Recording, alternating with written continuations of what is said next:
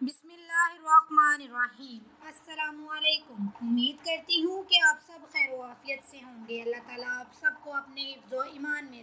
آج کی اس ویڈیو میں ہم ذکر کریں گے بیان اوج بن عنق کا کہ اس نے کس طرح حضرت موسیٰ علیہ السلام کے ساتھ جنگ کی اور موسیٰ علیہ السلام نے اس کو کس طرح عبرتناک تک پہنچایا۔ تو ریاض سے پتہ چلتا ہے کہ بعض روایوں نے روایت کی ہے کہ اللہ تعالیٰ نے قوم موسیٰ علیہ السلام سے یہ وعدہ کیا تھا کہ وہ زمین شام مقدس کی تم کو دوں گا، تم وہاں سے ظلم و تعدی کرنے والوں کو نکال دو۔ در حقیقت مقام بنی اسرائیل کا کنعان میں ہی اب مصر میں ہوا ہے۔ بعد اس کے اللہ تعالیٰ نے حکم کیا کہ تمام ملک شام میں خدا کے دشمنوں سے جہاد کرو، اور حضرت موسیٰ نے ان کے ساتھ فتح کا وعدہ کیا، اور وحی بھی نازل ہوئی کہ اے موسیٰ 12 آدمی سردار 12 قوم سے بنی اسرائیل کے نقیب کرتا ہے کہ ہر ایک سبت اپنے اپنے سردار کے تابع رہے اور ہماری رضا پر قائم رہے۔ تو ان میں سے اس بات کو کہہ دیں کہ ان کا سردار نقیب جو حکم ان پر کرے تو وہ اس پر عمل کرے، جیسا کہ اللہ تعالیٰ نے قرآن پاک میں ارشاد فرمایا ہے۔ اور اٹھائے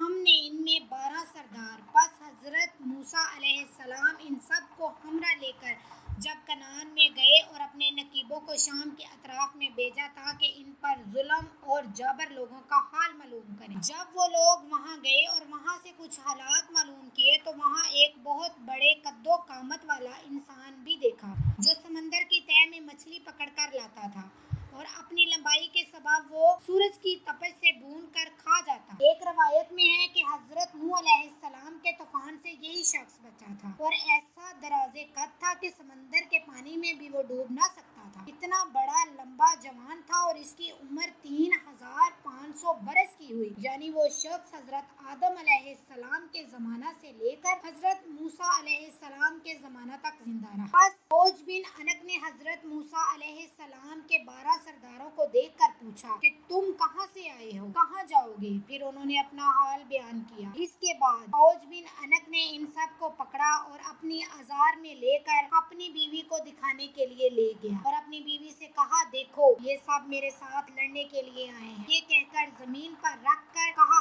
اس نے چاہا کہ مسلے چیونٹی کے پیر سے مل دے۔ اس وقت اس کی بیوی نے کہا کہ ان لوگوں کو چھوڑ دو، وہ ضعیف و ناتواں ہیں، خود ہی چلے جائیں گے، تجھ کو ان کے مارنے سے کیا فائدہ ہوگا، اور پھر تیرا حال بھی جا کر لوگوں سے بیان کریں۔ بس ان سب کو چھوڑ۔ جب نقیب وہاں سے واپس آئے بہت ڈر گئے اور اپنی جگہ پر واپس چلے گئے۔ واپس آ کر کہنے لگے ان جیاروں اور ظالموں کا حال جو ہم دیکھ کر آئے ہیں اپنی قوم سے نہ کہنا چاہے، کیونکہ وہ لوگ تو پہلے ہی بزدل ہیں، لڑائی اور جہاد کے نام سے بھاگ جائیں گے، لیکن ان کا احوال حضرت موسیٰ اور ہارون سے ضرور کہنا۔ تب حضرت موسیٰ سے وہاں کا حال بیان کیا اور نیزا یہ بھی بیان کیا کہ وہاں کے پھل فروٹ بھی بہت بڑے بڑے ہیں، اگر ایک دانہ انار کا کھا لیں تو آدمی سیر ہو جائے، اسی طرح انگور بھی بہت بڑا ہے، اگر ایک دانہ کھا لے تو جی بھر جائے، دوسرا نہ کھایا جائے۔ اور پھل فروٹ جو وہاں سے لائے تھے حضرت موسیٰ علیہ السلام دیکھ کر بہت ہی متعجب ہوئے۔ پس 10 آدمی سردار نقیب نے عہد شکنی کر کے احوال وہاں کا جو دیکھا قوم سے کہہ ڈالا۔ اوج بن عنق کے ہاتھ گرفتار ہونے کا اپنی قوم سے کہہ ڈالا، لیکن 2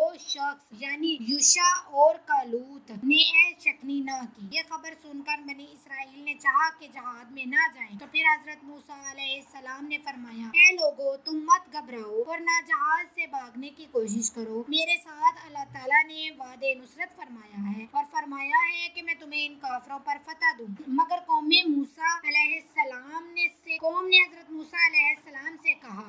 ترجمہ بولی قوم اے موسیٰ وہاں پر ایک شخص ہے بڑی قد و قامت والا، وہ بڑا ہی زبردست ہے، ہم وہاں ہرگز نہیں جائیں گے جب تک وہاں سے نکل نہ جائے۔ اللہ تعالیٰ کی نوازش تھی ان دونوں پر، وہ یوشع بن نون اور کالوت بن قطعات تھا، وہ دونوں بزرگ نیک طانیت تھے، ان کے 12 سرداروں میں بنی اسرائیل کے، اور وہ دونوں حضرت موسیٰ علیہ السلام اور ہارون علیہ السلام کے بعد پیغمبر ہوئے۔ وہ دونوں بزرگ بولے کہ اے قوم بیٹھ جاؤ اور ان پر حملہ کرو دروازے سے، کیونکہ قوم جبار نہایت قوی ہے اور خدا تم کو فتح دے گا۔ اور موسیٰ علیہ السلام نے وعدہ کیا کہ اے خدا ان کو ضرور ہلاک کرنا جیسا کہ فرعون کو ہلاک کیا۔ تم لوگ تو اللہ پر یقین رکھتے ہو، پھر کیوں نہیں اس پر بھروسہ کرتے؟ اور پھر بھی وہ لوگ ہم ہرگز وہاں نہ جائیں گے ساری عمر جب تک وہاں رہیں گے۔ اے موسیٰ، تو اور تیرا رب دونوں جا کر ان سے لڑو، ہم تو یہیں بیٹھے رہیں گے۔ پس حضرت موسیٰ علیہ السلام نے ان سے غصہ ہو کر اللہ تعالیٰ سے بد دعا کی۔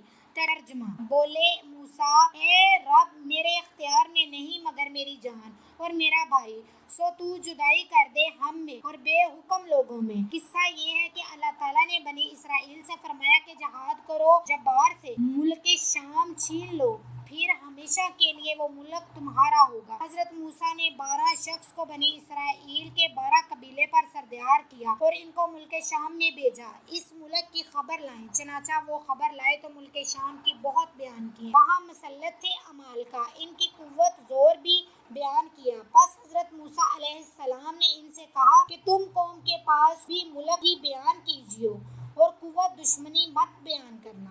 اس حکم پر صرف 2 شخص قائم رہے اور 10 شخص نہ رہے۔ جب قوم نے ان سے عمالقہ کا قوت، اس کا زور، اس کی شان و شوکت پوچھی تو وہ اپنی نامردی ظاہر کرنے لگے اور انہوں نے یہ چاہا کہ ہم پھر لوٹ کر اپنے مصر جائیں۔ اس تقصیر کی وجہ سے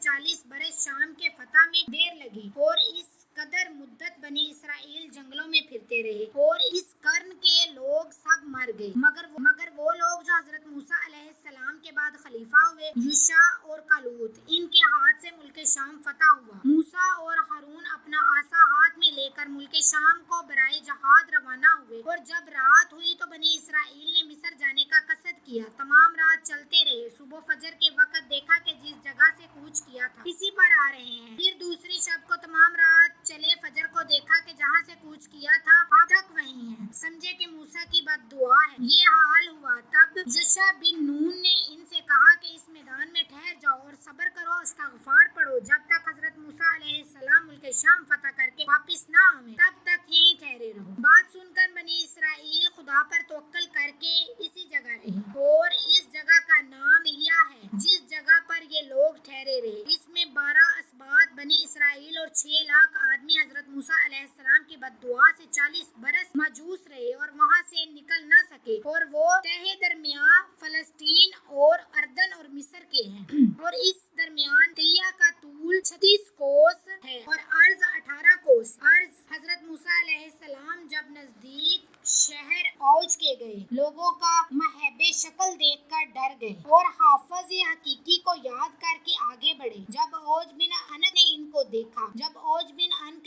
دیکھا تو چاہا کہ پکڑ کر چیونٹی کی طرح پیروں سے مل دے اور کہا کہ تو ہے سردار قوم بنی اسرائیل کا اور تو نے قبیطوں کو دریائے نیل میں فرعون کے ساتھ ڈبا مارا تھا۔ یہ کہہ کر اس نے حضرت موسیٰ علیہ السلام پر حملہ کیا۔ حضرت موسیٰ علیہ السلام نے جوابی حملہ کیا۔ چنانچہ حضرت موسیٰ علیہ السلام کا قد بھی تقریباً 10 گز لمبا تھا اور 10 گز اوپر اچھل کر اس کے ٹخنوں پر عصا مارا، وہیں مردود مر گیا۔ 40 برس سے بنی اسرائیل تیہ مذکور میں تھے، ادھر لاش اوج بن انک کی میدان میں پڑی تھی اور گوشت پوشت گل گیا تھا، پس پشت کی ہڈی مسل پہاڑ کے اونچی ہو رہی۔ جو بھی اللہ تعالیٰ کا نافرمان ہوتا ہے، جو بھی پیغمبر، رسالت، نبوت اور انبیاء اکرام کی بات سے متفق نہیں ہوتا، ان کی بات نہیں مانتا، تو اللہ تعالیٰ کا عذاب ان پر لازم ہوتا ہے۔ قرآن اور سنت کو پھیلائیں، جتنا ہو سکتا ہے اس کو شیئر کریں تاکہ اللہ تعالیٰ ہم سب پر اپنا رحم کرے، ایمان پر قائم رہنے کی توفیق عطا فرمائے۔